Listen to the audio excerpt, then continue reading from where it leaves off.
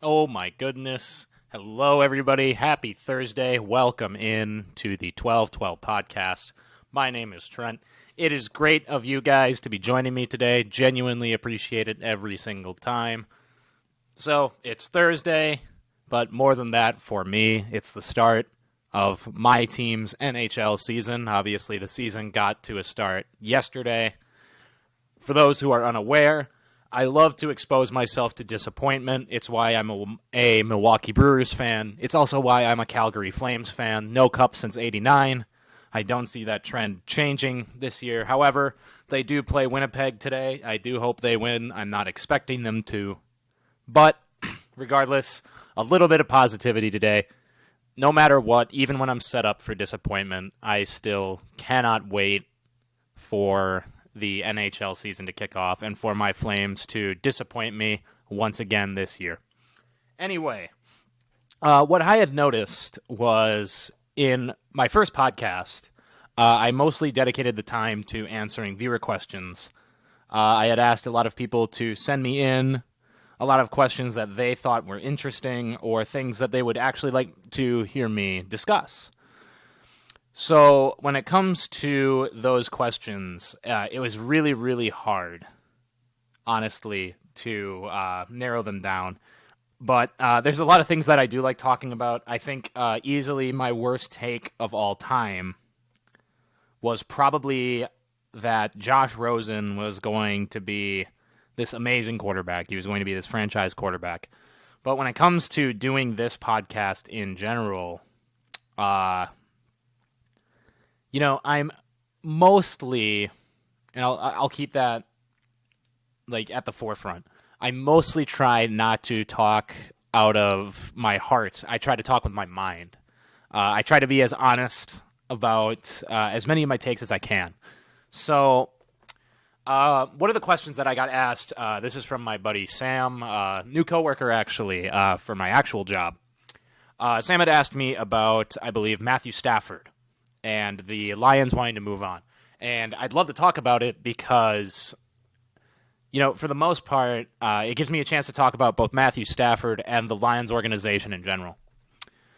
One thing that I will say, I'll start on the Detroit Lions themselves. The Lions have to be other than probably the Texans, which we'll get to, the Lions are probably easily, at least in my mind, the worst head coaching job available. There's no culture there. Their defense, somehow under a defensive coach, got even worse. You have Matthew Stafford, but are you really wanting to rebuild this team a third or fourth time under Matt Stafford? As talented as he is, and let me say that Matt Stafford is probably, as much as he is a franchise quarterback, and as much as he is a fantasy quarterback, Matt Stafford is easily probably the most underrated quarterback in the NFL.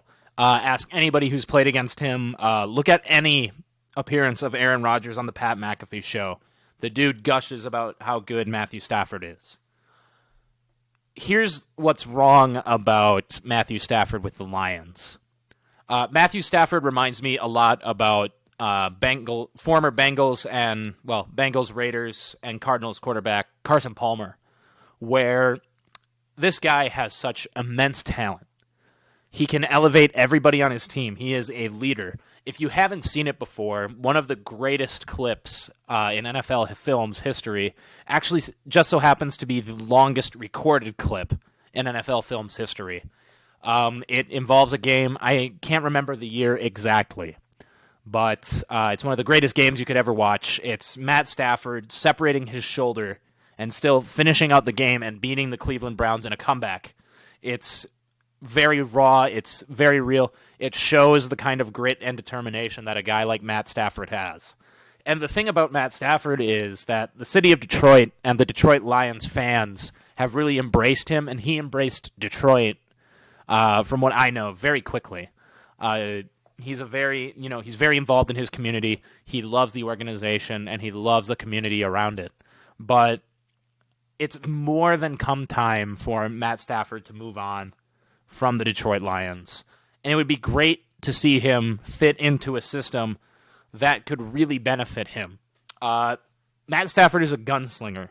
So if you're looking to move him to a team, which, by the way, it doesn't matter what the best fit for Matthew Stafford is, the Lions are going to deal Matthew Stafford to whatever team that they think is going to give them the best deal.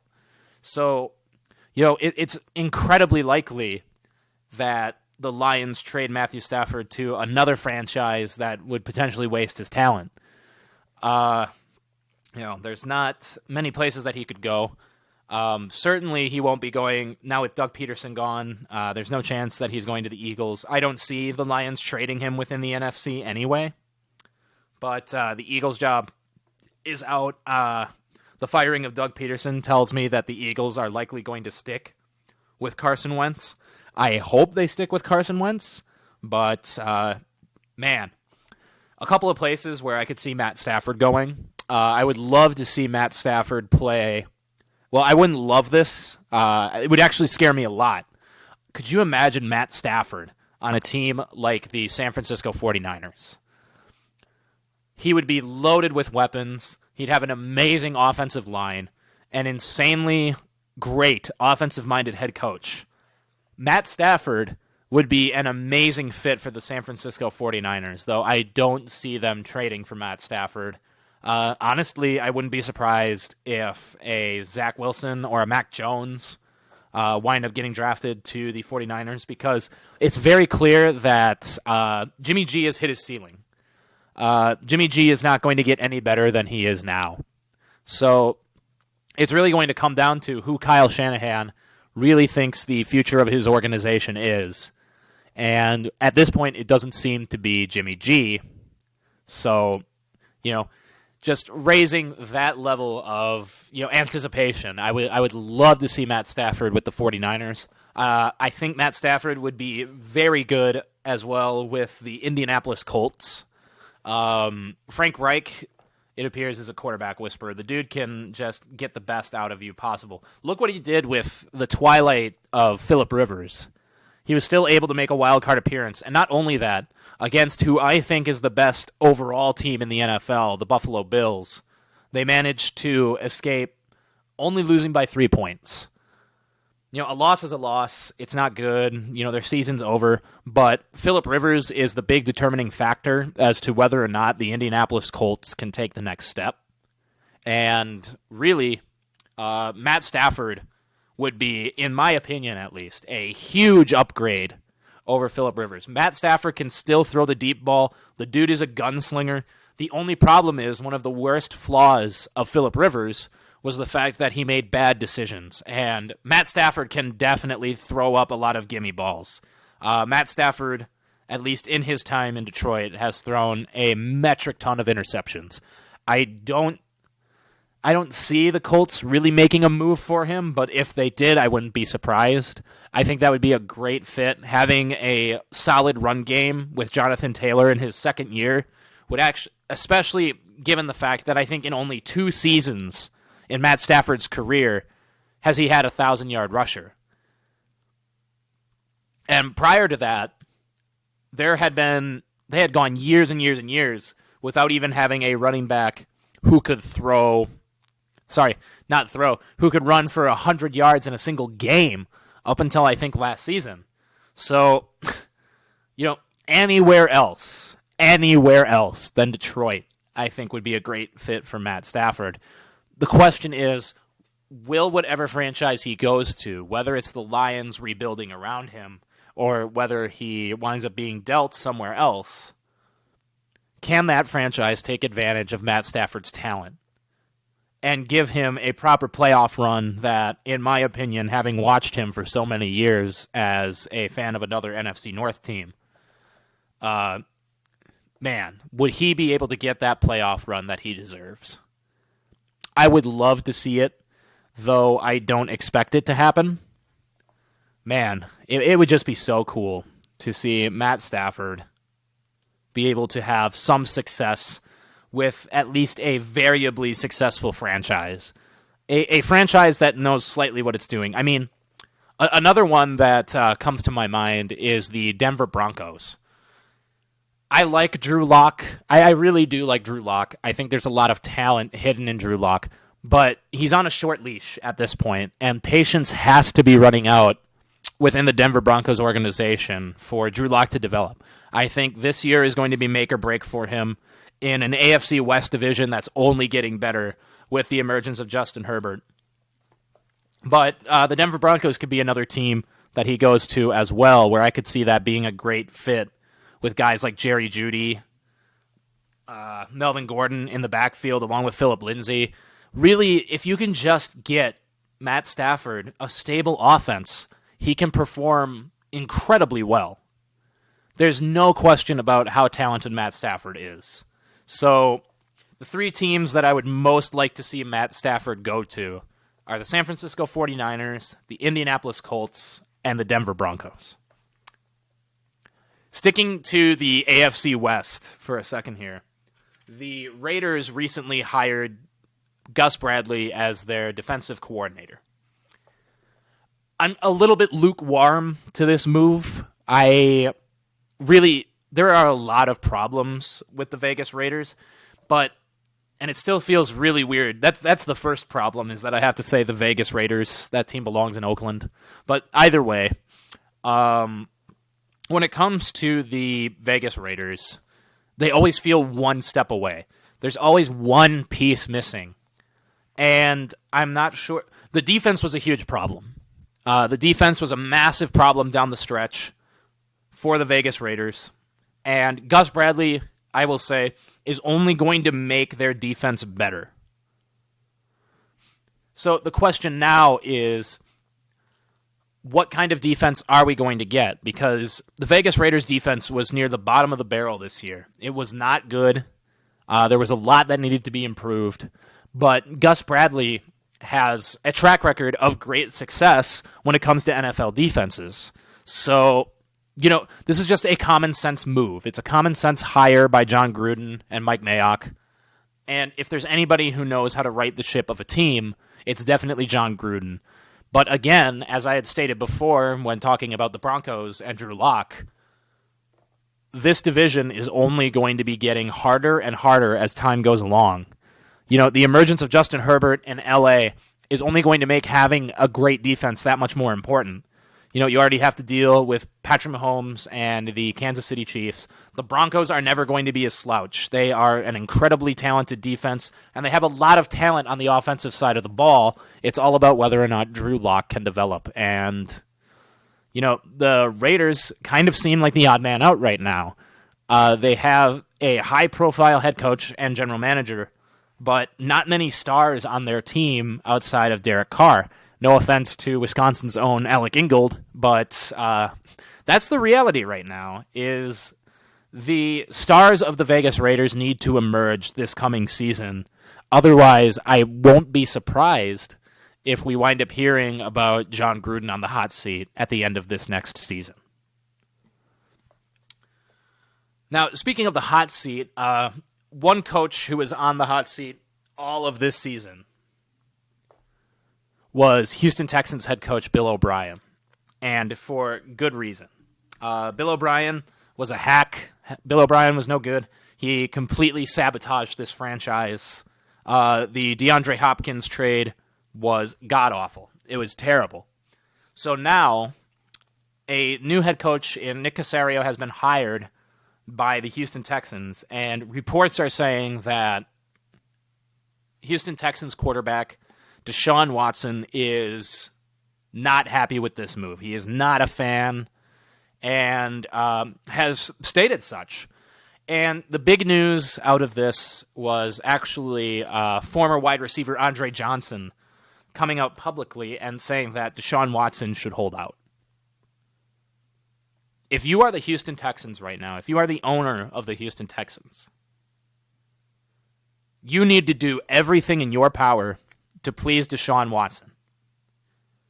There was a rumor floating around a little while back that Deshaun Watson could possibly be traded for Tua Tagovailoa and the 2 first-round picks from the Miami Dolphins. Please make that happen. If you make that happen, Miami's winning a Super Bowl. There are very few quarterbacks in this league better than Deshaun Watson. Deshaun Watson is a generational talent. If you look at his numbers, he's putting up the numbers of a playoff quarterback, of an MVP candidate, and yet his team finished 4-12.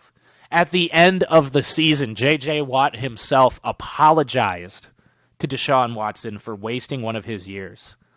There should be zero discussion when it comes to new hires and running that through Deshaun Watson. Deshaun Watson, the J.J. Watt era is ending. Deshaun Watson is the new face of that franchise. If you lose Deshaun Watson, you are going to lose whatever fans you had left. You need Deshaun Watson to win games in Houston.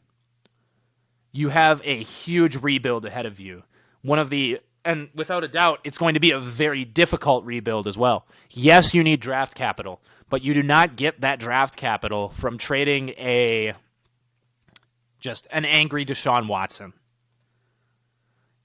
If you are one of the heads of the front office for the Houston Texans, you need to do absolutely everything in your power to please Deshaun Watson. If you need to, if that involves taking a step back and no longer accepting the Nick Caserio hire, then you do it. Or Nick Caserio should be on his knees kissing the feet of Deshaun Watson, hiring whoever he can to please this player. You do not piss off your franchise quarterback. As much as people want to say that the Packers intentionally pissed off Aaron Rodgers by drafting Jordan Love, they weren't doing that. Jordan Love was drafted for a means of the future because they realized, yes, there is going to be a day that the Green Bay Packers will play without Aaron Rodgers. They drafted Jordan Love. Did that light a fire, perhaps, under Aaron Rodgers to perform better? Maybe. I don't really think so. But regardless, there's very little opportunity to piss off your franchise quarterback. And it appears the Texans have made every single wrong move possible. If I am part of the Houston Texans front office, I am doing everything I can to keep the bridge of this relationship with Deshaun Watson as clean and as firm as I can. If you're going to trade Deshaun Watson, then please, everyone, I think the world is daring the Texans to make that trade. They are daring the Texans. Trade Deshaun Watson to the Miami Dolphins and see what happens. It would be so great to see what Brian Flores could do with a quarterback like Deshaun Watson. And I am not at all a hater of Tua Tagovailoa. I think Tua is immensely talented. He's incredibly good. But Deshaun Watson is a huge step up from Tua Tagovailoa. So yes, this would be a terrible trade for the Houston Texans. To me and to many, many other people, Deshaun Watson is untradeable. You cannot put a price on a player like Deshaun Watson. That's like putting a price on a player like Aaron Rodgers. Putting a price on a player like Patrick Mahomes. You can't do that. And if the rumor is true and that kind of price got put on Deshaun Watson, then if I'm Deshaun Watson, I'd be even more pissed. So Andre Johnson came out and said that Deshaun Watson should hold out. I don't see it happening. Again, Deshaun Watson is the face of this franchise. And I do believe that, yes, he has embraced and loves the city of Houston. But there is nothing wrong with Deshaun Watson wanting his team to be better. That's what you should want. A lot of people have been saying that Deshaun Watson is a bad leader. And if you hear me pause between his first and last name, I'm trying not to say Deshaun Jackson, the wide receiver for the Philadelphia Eagles. But Deshaun Watson, man, I do hope to not see him on another team. For everything that he has given the Houston Texans franchise, he is a great leader. It's very evident. The success that he's had in the NFL so far, coupled with his success when he was at Clemson, shows how good of leadership he has. And I don't know how wanting your team to be better is an indictment on your leadership. Deshaun Watson deserves to have a good team around him. There is no reason why your team should be going 4-12 with Deshaun Watson under helm. And obviously, there's a lot of outside factors. But that's the thing, is compare generational talents to people who are just talented. Carson Wentz was very talented. We've seen flashes of Carson Wentz's talent in Philadelphia, especially the year where he was the MVP frontrunner. But Deshaun Watson and Carson Wentz both had very similar situations this year, where the teams around them were absolutely terrible. And while Carson Wentz really crumbled under the pressure and got benched for Jalen Hurts, Deshaun Watson still put up incredible numbers. I don't know how you can go forward now without just seeing how ridiculous it is that the Houston Texans continue to damage this relationship with such a star quarterback. Like I said, if there's any quarterbacks in the NFL who are better than Deshaun Watson, I would say the two better quarterbacks overall are Aaron Rodgers and Patrick Mahomes. I don't know how you find another quarterback besides them who carry their team as much as Deshaun Watson does. Lamar Jackson has plenty of talent, but I don't see Lamar Jackson as a better overall quarterback to Deshaun Watson.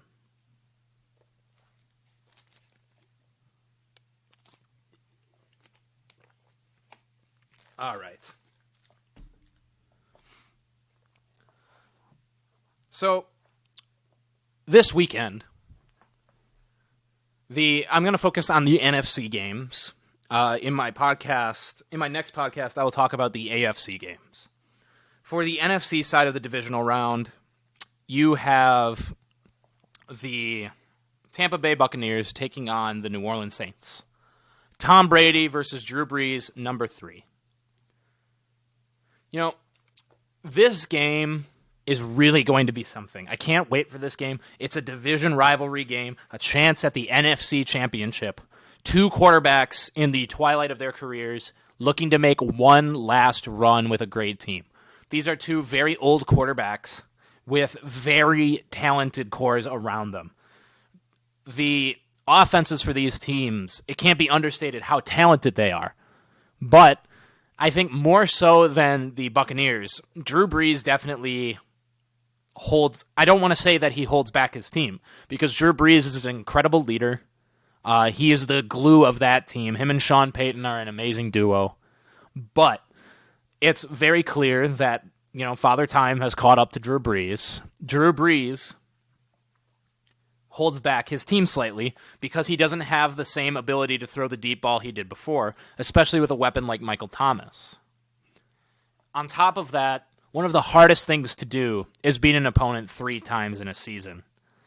And the Saints will have a very heavy task against them when it comes to Tampa Bay and Tom Brady. Tom Brady is still playing at an incredibly high level. Yes, there are moments of inconsistency. And yes, there are certain passes that maybe he can't make anymore, but it's nowhere near the same extreme as Drew Brees. Tom Brady, with the weapons around him, Tampa Bay becomes a very, very scary team. Their defense is quite good. I don't want to say they're one of the best units in the NFL, but they have enough talent on both sides of the ball to really make a run. And honestly, I see this being a very close game. I don't see this being a blowout like the last 2 games against the Saints. I think that the Buccaneers are going to be more than determined to perform at their best for this game in particular, especially when they were embarrassed twice during the regular season. I wouldn't be shocked to see the Buccaneers win this game. I don't like to make predictions. I don't like to predict scores or anything like that. I'm not a psychic. I can't do that. Teams perform differently every single week. That's the beauty of the NFL. So being able to see that is just going to be so much fun. I expect that I don't want to pick a team. It's really a toss-up. I believe the money line was, the spread was -3 in favor of the Saints. That's the standard home team spread. It's essentially a pick 'em. And yeah, I don't know who's going to win this game. I would not be surprised if the Buccaneers win this game. If I had to pick today who I think would win, I would say the Tampa Bay Buccaneers. Now, on the other side of things, we have the LA Rams, a battered LA Rams team, taking on the Green Bay Packers at the Frozen Tundra Lambeau Field. This is the part where I will fully disclose that I am a huge Green Bay Packers fan. I've watched them since the day I was born, essentially. I love the Packers. I specifically love Aaron Rodgers. So a lot of bias will come out when it comes to these kind of topics. So when it comes to Green Bay and the LA Rams, in my earlier podcasts, you guys might have known that I had picked the LA Rams as one of the wildcard teams that I thought could make a run to the Super Bowl. At the time, the Rams had a very healthy Jared Goff. The defense was performing up to snuff like they do now. If there's any strength that can carry this team beyond the divisional round, which I pray is not going to happen, but if it does, the team that I would expect to give, the defense is really what I would expect to give the Rams their best possible chance of winning. And like I said, what I'm most excited for in this game is not the Packers offense against the Rams defense per se. I don't think it's going to be very close, especially with Aaron Donald dealing with an injury. Aaron Donald has said that he's fine. He said that he will be ready to go, but this is going to be a hobbled Aaron Donald. Now, Aaron Donald, on any day, hobbled or not, is an elite pass rusher. He dominates the game. He dominates the line of scrimmage. You always have to account for him. But the most exciting matchup for that game is going to be Davante Adams against Jalen Ramsey. Davante Adams and Jalen Ramsey are probably the two best at their position. I believe Jalen Ramsey ranks second in PFF ranking to the Packers' Jair Alexander, which part of me really hopes that Cooper Kupp plays on Saturday. There is nothing I would like to see more than Jair Alexander shutting down more wide receivers in the playoffs. Jair Alexander is an insanely elite talent. It's unreal how much of a shutdown corner he is. If you put him and Jalen Ramsey next to each other, it's an island. These two do not barely let anything pass them. It's incredible. So when you get the best route runner, touted by, of course, Aaron Rodgers as the best route runner in the league, possibly the best route runner he's ever been able to play with, Davante Adams, against one of the premier shutdown corners in the league in Jalen Ramsey. Man, these two are going to put on a show, and I can't wait to see it. I really, really can't wait, because the last time where I saw Aaron Rodgers in a matchup with a shutdown corner was up against Richard Sherman.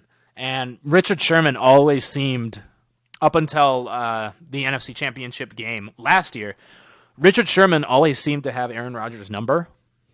Richard Sherman is an incredibly talented cornerback.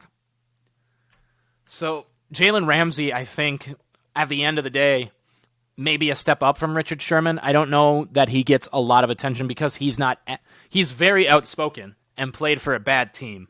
So when he would get dominated, I don't think a lot of people really felt bad for Jalen Ramsey. I certainly didn't. But the thing about Jalen Ramsey is that he can go one-on-one, I believe, with any receiver in the NFL. At the same time, Davante Adams can go one-on-one with any corner in the NFL. It is going to be so interesting to see these two. Does Jalen follow the number one receiver? Yes, he does. Usually Jalen Ramsey is up against the number one receiver one-on-one. That is what makes him different from Jair Alexander. Jair Alexander is always on the right side.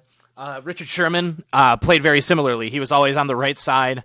Aaron Rodgers has said before that going up against Richard Sherman, there was a game against Seattle in the 2014 season.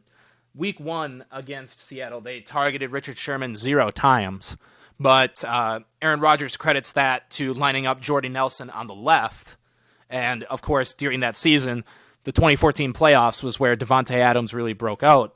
There wasn't a one-on-one with Davante Adams and Richard Sherman. So I still expect, especially with the way that they have been playing, I do fully expect Davante Adams to go one-on-one with Jalen Ramsey throughout this game, because they are going, regardless of how good your number one corner is, you still need to account for the rest of the receiving core. Marquez Valdes-Scantling, as much as he drops the ball. Now, MVS gives me a lot of James Jones kind of vibes. I'm very worried about him, but I do expect him to really pick it up here in the playoffs. The big thing that could be very, very difficult, again, for the Rams is dealing with the rest of the Packers wide receiving core. And on top of that, you have Robert Tonyan, who is a total snub. He was completely snubbed this year. Did not make All-Pro. Did not make the Pro Bowl. Look for Robert Tonyan to continue having the same consistency he had in the regular season. He is evolving into one of Aaron Rodgers' favorite targets. He is the first real tight end that's been reliable for Aaron Rodgers since the days of Jermichael Finley. I really expect Robert Tonyan. And on top of that, Robert Tonyan is an incredibly good blocker. I completely expect this team to win this Saturday. I'm picking the Packers outright. That's not just me as a fan. That's me just looking at these two teams. The Rams offense, unfortunately, while I don't think the Green Bay defense is entirely stellar, they do have weaknesses, especially when it comes to stopping the run. The way that the Green Bay defense has played in the last 5 weeks has really shown a lot of grit, a lot of determination. They have been able to stop most of their opponents' running games. And if you're able to stop that, if the Packers have figured out how to stop the run, what team do you really see beating them? There's very few. There are two teams that worry me. When it comes to the NFC, there's one team that worries me slightly. I do worry about the Buccaneers. I think they are built well to beat Green Bay. I do not see them beating Green Bay, however. In the AFC, I am much more scared of the Buffalo Bills than I am of the Kansas City Chiefs. The Chiefs have a lot more glaring weaknesses, especially their red zone offense, unlike the Buffalo Bills, who show very little when it comes to their overall team strengths and weaknesses, especially on the weakness side. The weakest thing about the Buffalo Bills, I would say, is their pass rush. And even then, they have a very serviceable pass rush. It's not like the Titans, who had virtually none and couldn't stop anybody from passing the ball. If you are a fan of any team, the Buffalo Bills should definitely scare you right now.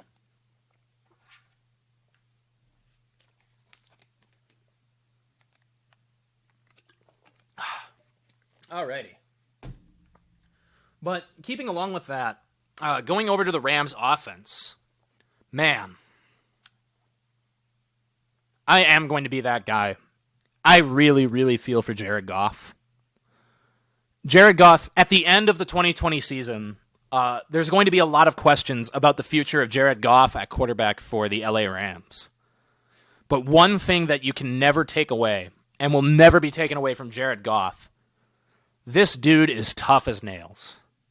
This guy broke his thumb, popped it back into socket, and finished out a game on live television, on national television. And on top of that, he's now playing in his second playoff game, only 8. By the time this game rolls around, we're a couple days out from it.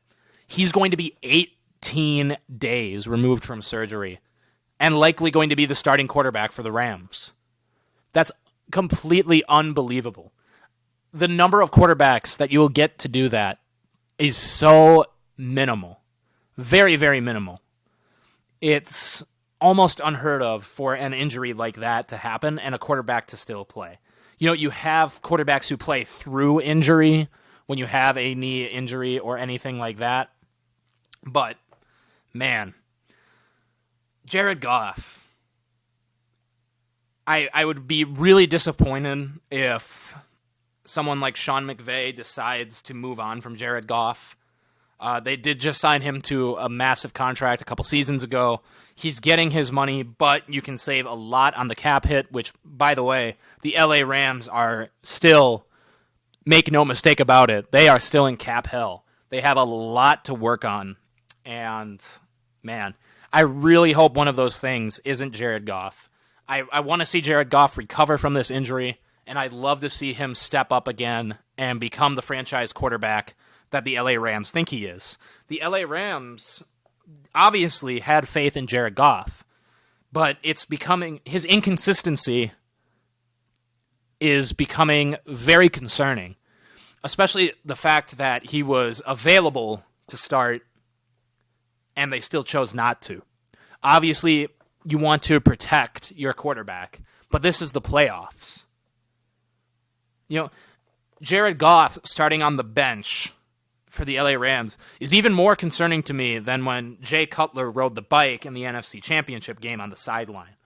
You fight through a lot of pain, and him not being the starting quarterback more so tells me, because Jared Goff, make no mistake about it, this guy has been to a Super Bowl. This guy is a competitor.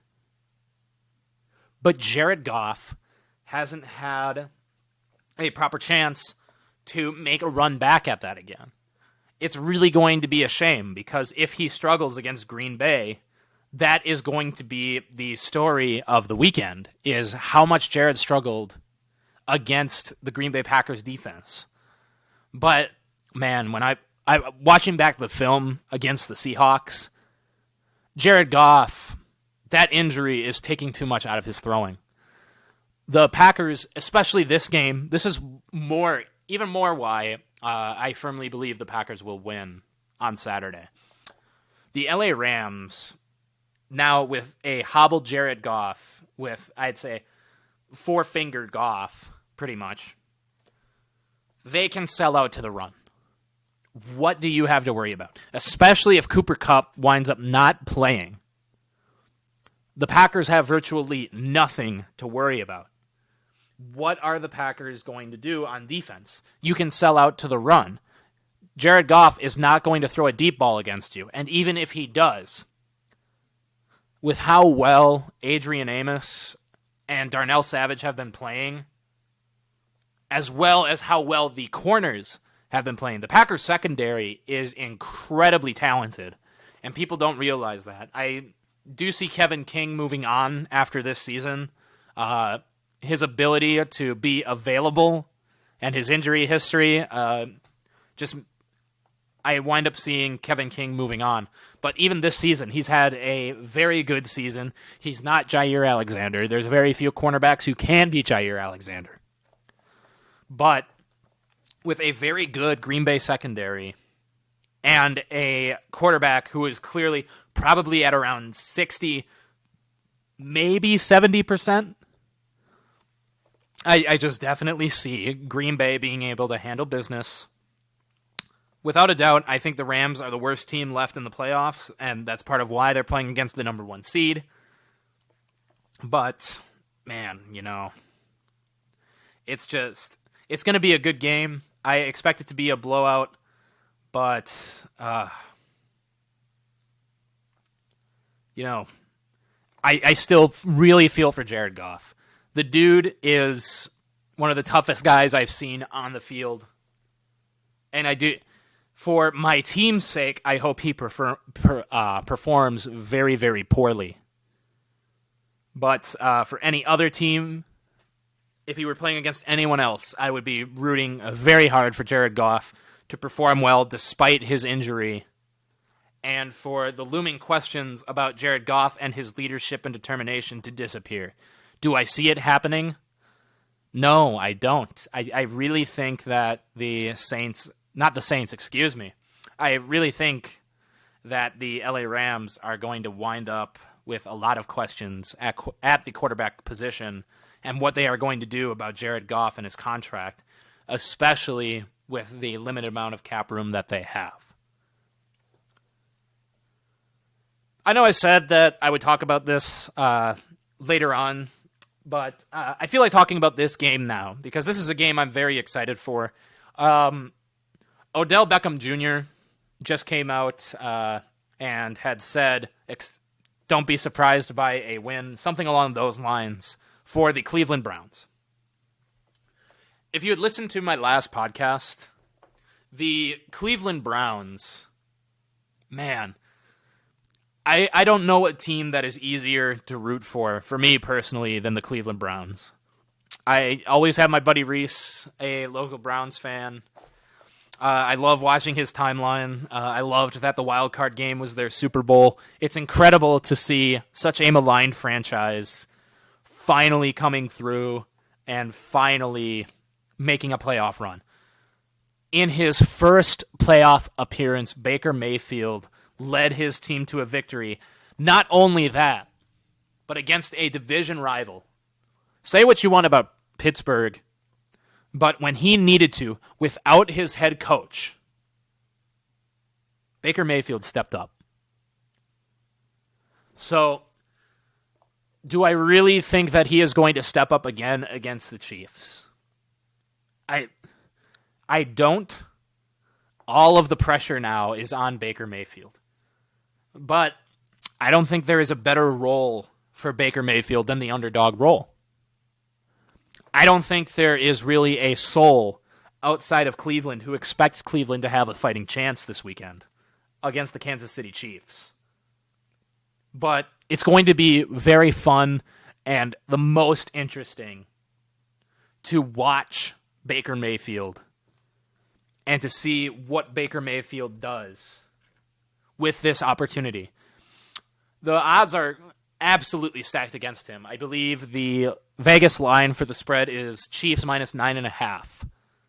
So nearly a 2-score spread. If I were a betting man, especially in the playoffs, I would hope that the Cleveland Browns can cover that spread. But more than that, at the very least, I really hope that Baker Mayfield can keep this a close game and really, really show people just how good he can really be. I am a firm believer that especially under Kevin Stefanski, Baker Mayfield is more than a franchise quarterback. Baker Mayfield is polarizing. Baker Mayfield is a leader. Look at the team around him, too. This team is not getting any worse. Okay, the Cleveland Browns are going to be better and better as time goes along. And on top of that, Baker has a great running game. Nick Chubb and Kareem Hunt are one of the best duos in the entire league. And his offensive line is incredible. I would say the only line better than the Cleveland Browns would be the Green Bay Packers. And that's because the Packers have 3 All-Pros on their line. The Cleveland Browns. There won't be a team other than Green Bay that I root for harder this weekend than the Cleveland Browns. If anything, not even just to win, I want them to keep it close against the Kansas City Chiefs. I think the biggest thing working against the Chiefs is rust. Pat Mahomes did not play in Week 17. He's had 2 weeks of rest. He'll be nice and healthy, of course. But we've seen it before where quarterbacks may underperform after extended rest. We've seen it before with Aaron Rodgers in the 2011 season. He went 15-1. Him and the offense against the New York Giants just laid an absolute egg. And that's also what I would see being the biggest problem for Green Bay this weekend, is that if the offense just can't perform, what more are you going to do? So, for the Kansas City Chiefs, I think it's really going to come down to whether or not they can a Super Bowl, much less this game. A Super Bowl for the Kansas City Chiefs is going to come down to whether or not they can fix their red zone offense. Their numbers are just surprisingly poor in the red zone. Pat Mahomes had a very poor December, but this is very normal. So make no mistake about it, the Chiefs are the new class of the NFL. They've replaced the New England Patriots. This is likely to be, we all like to crown a dynasty very early. It's the start of a new decade. It would be very interesting to see the Chiefs as the new dynasty. And I firmly believe that we possibly will. I just hope for my team's sake that it's not going to happen. The biggest thing that's going to hold back the Kansas City Chiefs as a dynasty is all on Patrick Mahomes. And from what I have learned from watching him, there is no reason to ever doubt Patrick Mahomes, just as there's never a reason to doubt Aaron Rodgers. Patrick Mahomes, as long as he is your quarterback, you will always have a chance to win. So, Patrick Mahomes is really what everybody's watching. But when it comes to the Chiefs, and when it comes to any dynasty, people like to find, even if it's minuscule, we like to find flaws with a team, and we like to exaggerate those. And that's not just for winning teams. That goes for losing teams as well, playoff teams. Packer fans are the most spoiled fans in the world. They will find a minuscule problem, a problem that probably isn't really going to affect them down the line, but they'll amplify that problem and make that a reason for why the team cannot compete and just won't win against other good teams. And I'm seeing the same thing happen now with the Kansas City Chiefs. Make no mistake about it, this is still, I think, besides the Buffalo Bills, overall, the best team in the AFC. The Bills do scare me. I think the Bills are a better all-around team, but when it comes to raw talent, there is no team that matches the Kansas City Chiefs. Could you imagine any other quarterback in Pat Mahomes' position? It already helps that Patrick Mahomes elevates his team to new heights. But even if you completely took Patrick Mahomes out of the picture and threw in like a Matt Stafford or threw in a Deshaun Watson, this team, I mean, just look at their Super Bowl run. They played multiple games with Matt Moore and continued to win. That is how well-rounded this Chiefs team is. This Chiefs team is a very scary one, and I honestly just cannot wait to see them perform this weekend. But I will continue to root against them. I will be rooting for the Cleveland Browns to pull off an upset. I don't believe that they will, but if they do, expect me to gush more and more about Baker Mayfield the next coming podcast. It's going to be great. Now, the final game of this weekend is going to be played between, and this is going to be, you can just jot it down now. If you are only going to watch one game this weekend, this is the game to watch. The Buffalo Bills will be taking on the Baltimore Ravens. Lamar Jackson has finally gotten the monkey off his back. The pressure to win a playoff game is no longer there. Lamar Jackson now can focus on winning a championship.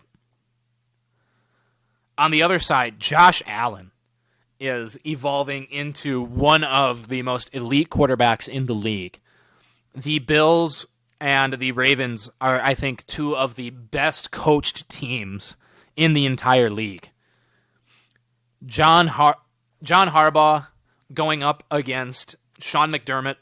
It is going to be an incredible game. It's going to be incredibly physical. It's going to be tough.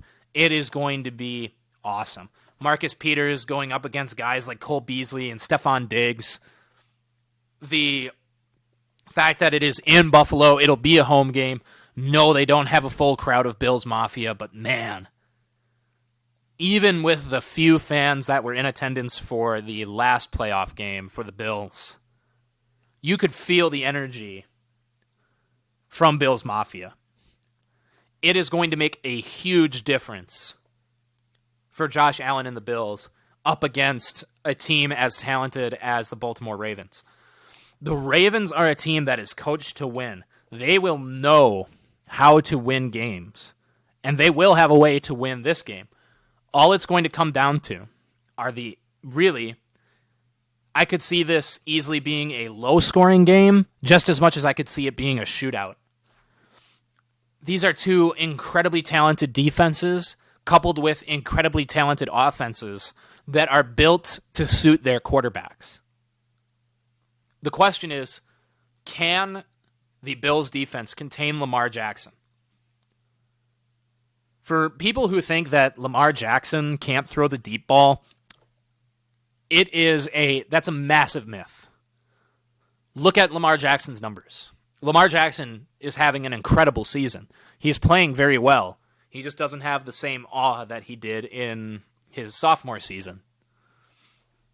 So, the question comes down to whether or not the Bills can contain Lamar Jackson. It looked like early on, Mike Vrabel and Tennessee had a solid plan to keep Lamar Jackson from escaping the pocket and making plays very early on, within the first quarter.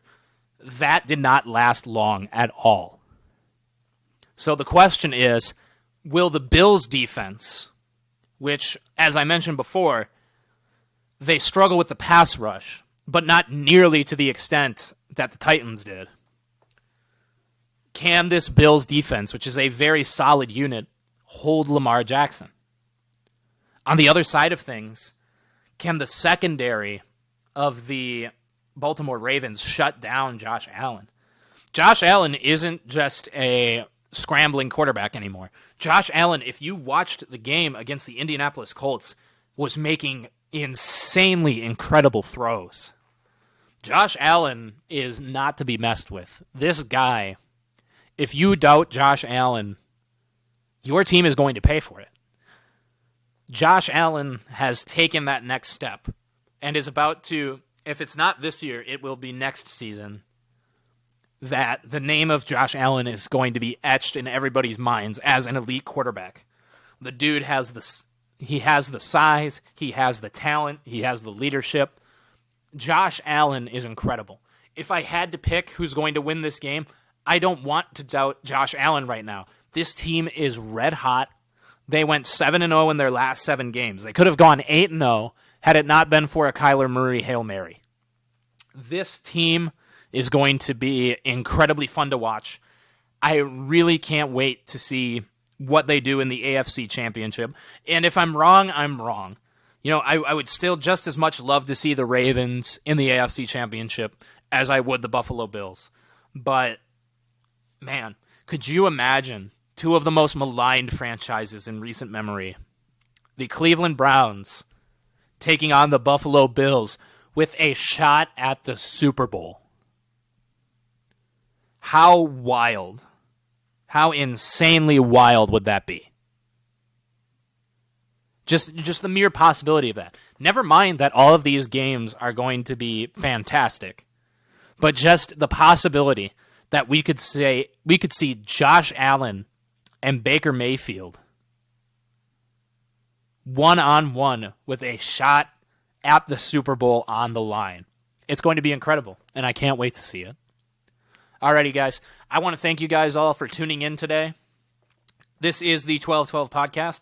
All of my previous podcasts are available, as well as highlights over on my YouTube channel. That's youtube.com/1212podcast. This is the live edition. It will be uploaded the day after. I appreciate you guys for coming out today. As always, stay beautiful.